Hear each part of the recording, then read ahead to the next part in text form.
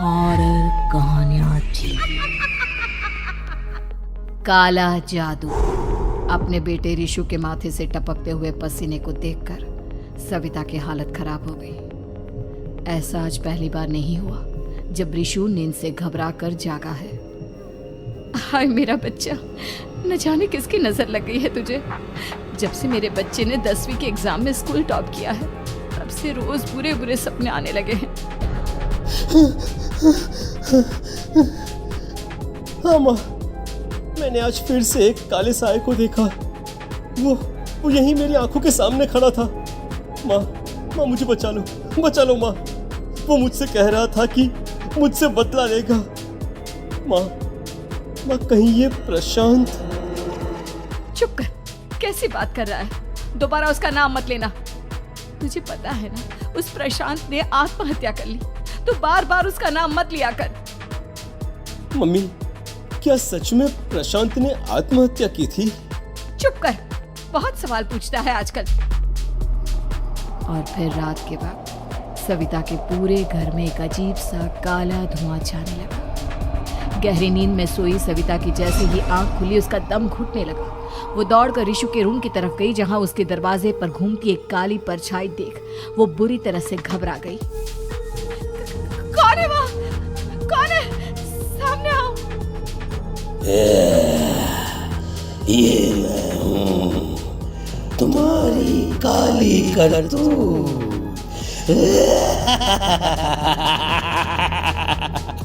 और अब मैं तुम्हारे बेटे को ले जाने आया हूँ।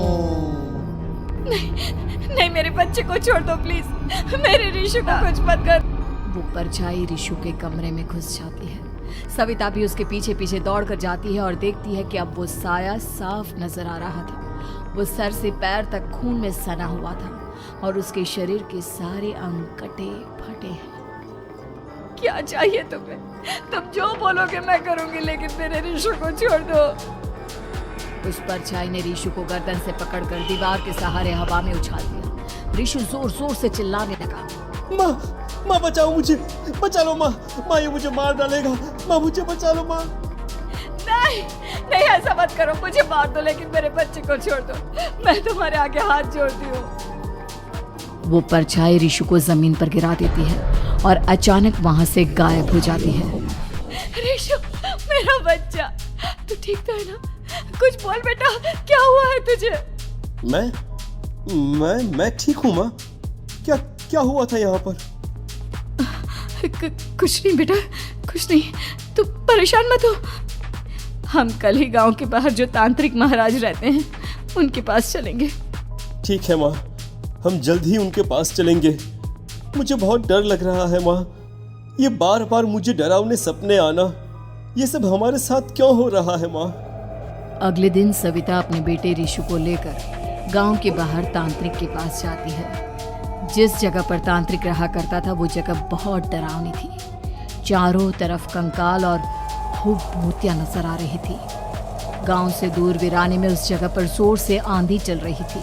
रिशु ने डर कर अपनी माँ का हाथ पकड़ लिया। माँ मुझे बहुत डर लग रहा है। ये कैसी जगह है? देख बेटा, हमारे साथ जो कुछ भी हो रहा है उसका इलाज सिर्फ और सिर्फ ये तांत्रिक महाराज ही बता सकते हैं। अब यही है जो हमें प्रॉब्लम से बाहर निकाल सकते हैं।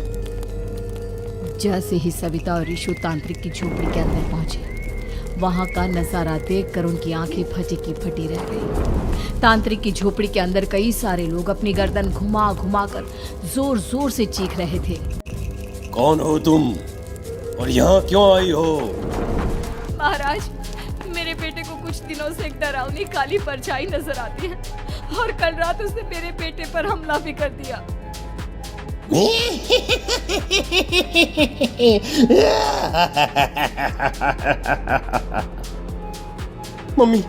मम्मी हमें यहाँ से चलना चाहिए। ये जगह मुझे ठीक नहीं लगती। नहीं बेटा, ऐसा नहीं कहते। रुक जाओ, 2 मिनट के लिए रुक जाओ। क्या कहा? काली परछाई? तुम्हारे बेटे पर किसी काली परछाई ने हमला किया? हाँ महाराज, वो कह रही थी कि वो मेरे बेटे को कुछ कर देगी। कोई उपाय बताइए महाराज, मेरे बेटे के साथ कुछ गलत नहीं होना चाहिए। तुमने किसी दूसरे के साथ गलत किया है तो तुम्हारे साथ भी गलत होकर ही रहेगा। तुमने किसी की जान ली है, किसी को मार डाला है तुमने। नहीं महाराज, मैंने ऐसा कुछ नहीं किया। मैंने किसी की जान नहीं ली। मुझे कोई उपाय बताइए। लगता है तुम इतनी आसानी से नहीं मानोगी। मैं तुम्हें अभी उस काली परछाई से मिलवा देता हूँ और वही सारा सच तुम्हारे सामने लेकर आएगा। सविता और ऋषु ने डर के मारे अपनी आंखें बंद कर ली। तभी अचानक तांत्रिक की झोपड़ी में अजीबोगरीब आवाजें गूंजने लगी। सविता और ऋषु बुरी तरह से कांप रहे थे। आंखें खोलो और अपने सामने देखो। क्या यही है वो जिससे तुम कल रात को मिली थी? बताओ मुझे। हाँ, इसने कल रात मेरे बेटे के ऊपर हमला किया था। ये उसी लड़के की भटकती हुई आत्मा है जिसे कुछ दिन पहले तुमने मार डाला था। मम्मी ये महाराज क्या कह रहे हैं? क्या सच में आपने किसी की जान ली है, किसी को मार डाला है? अगर हाँ तो बताइए ना मम्मी, किसको मारा है आपने? किसको? तुम्हारी माँ इतनी आसानी से सच नहीं बताएगी बेटा। इसने एक बच्चे की जान ली है। कहीं उसका नाम प्रशांत तो नहीं महाराज? वो मेरा दोस्त है, मेरा मतलब मेरा पड़ोसी है। सही पहचाना।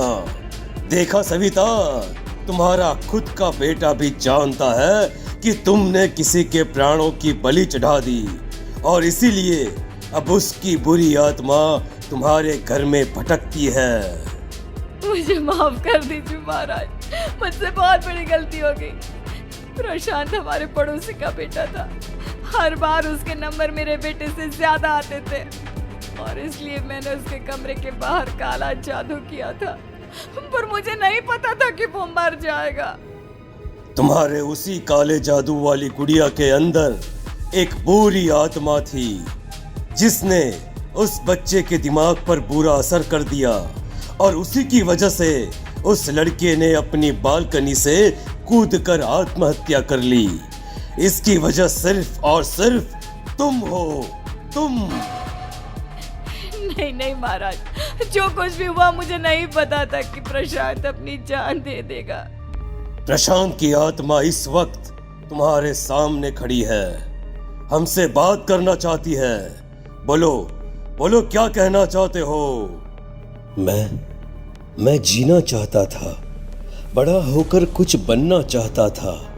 आपके बेटे से मुझे कोई परेशानी नहीं थी। अरे वो तो मेरा अच्छा दोस्त था। मुझे माफ कर दो बेटा, मुझसे बहुत बड़ी गलती हो गई, मुझे माफ कर दो। माफ करने से मुझे वापस जिंदगी नहीं मिल जाएगी। मेरे माँ बाप आज भी मेरे लिए रोते हैं। आपने मेरे साथ बहुत गलत किया है, बहुत गलत। और तभी अचानक प्रशांत की आत्मा वहां से गायब हो जाती है। सविता जोर जोर से रोने लगती है। सुन लिया तुमने? ये तुम्हारे अपने ही किए हुए पाप हैं जो इस तरह से तुम्हारे सामने आ रहे हैं। माँ, ये आपने अच्छा नहीं किया। सिर्फ 10th बोर्ड के एग्जाम में मैं टॉप कर पाऊं, इसलिए आपने मेरे दोस्त के ऊपर काला जादू कर दिया। नहीं मम्मी नहीं, अब हम कभी खुश नहीं रह पाएंगे, कभी नहीं। मेरे दोस्त की आत्मा को कभी शांति नहीं मिलेगी मम्मी, कभी नहीं। लेकिन मैंने जो कुछ भी किया सिर्फ तुम्हारे लिए किया। वो लड़का हमेशा फर्स्ट पोजीशन पर आ जाता था और इस वजह से हमेशा तुम्हारे मार्क्स कम पड़ते थे। मैंने तो सिर्फ उस पर एक छोटा सा काला जादू किया था बेटा। मुझे क्या पता था कि उसका ये नतीजा निकलेगा। जिस गुड़िया को तुमने उस लड़के के कमरे के दरवाजे पर लगाया था, दरअसल उसके अंदर एक बुरी आत्मा का प्रवेश हो गया था, जैसा कि अक्सर काला जादू करते समय हो जाता है। मुझे अपनी गलती का एहसास हो गया है। मैं प्रायश्चित करना चाहती हूँ, आप बताइए मैं क्या करूँ? प्रशांत के घर जाकर उस काली गुड़िया को वहां से निकालकर यहाँ लेकर आओ। मैं उसे आग में जलाकर राख कर दूंगा और उसके बाद प्रशांत की आत्मा को हमेशा के लिए मुक्ति मिल जाएगी। अगली रात सविता चुपचाप अपने पड़ोसी प्रशांत के घर जाती है। प्रशांत के माँ बाप प्रशांत की मौत के बाद उस घर को छोड़कर हमेशा के लिए वहां से चले गए थे। जैसे ही सविता उस घर के अंदर कदम रखती है, उसका सामना अजीबोगरीब हैवानियत से भरी आवाज़ों से होने लगता है। ऐसा लग रहा था जैसे कोई बुरी तरह से चीख रहा हो। सविता जैसे ही प्रशांत के कमरे के बाहर पहुंचती है, वहां पर लटकी हुई गुड़िया के शरीर से खून टपकने लगता है। ये क्या हो रहा है? इस गुड़िया के शरीर से खून क्यों टपक रहा है?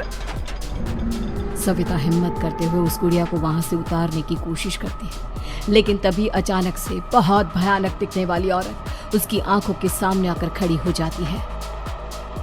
मैं यहाँ से कहीं नहीं जाऊंगी, और अगर तूने मुझे यहाँ से हटाने की कोशिश की तो मार डालूंगी मैं तुझे। नहीं नहीं, मुझे तुम्हें यहाँ से ले जाना ही होगा, नहीं तो मेरा बेटा, उसकी जान को खतरा है। मैं तुम्हें नहीं छोड़ सकती। अगर तुम्हारे अंदर हिम्मत है तो मुझे इस घर से बाहर ले जाकर दिखाओ। और ऐसा कहकर वो औरत सविता के ऊपर हमला कर देती है और उसे हवा में उछाल उछाल कर जमीन पर पटकती है। लेकिन तभी अचानक मौका देखकर सविता अपने हाथ में ली हुई सुई उसके हाथ में चुभो देती है। हाथ में सुई लगते ही वो औरत जमीन पर तड़पने लगती है। ये क्या किया तूने? ये क्या कर दिया? तुझे ऐसा नहीं करना चाहिए था। तांत्रिक ने मुझे कहा था कि तुझसे जीतने का सिर्फ यही एक तरीका है जिससे मैं अपने पापों का प्रायश्चित कर सकती हूँ और अपने बेटे की जान बचा सकती हूँ। और उसके बाद वो डरावनी दिखने वाली औरत एक छोटी सी जादुई गुड़िया में तब्दील हो गई और सविता ने उसे ले जाकर तांत्रिक को दे दिया। तांत्रिक ने जादुई गुड़िया को आग के हवाले कर दिया।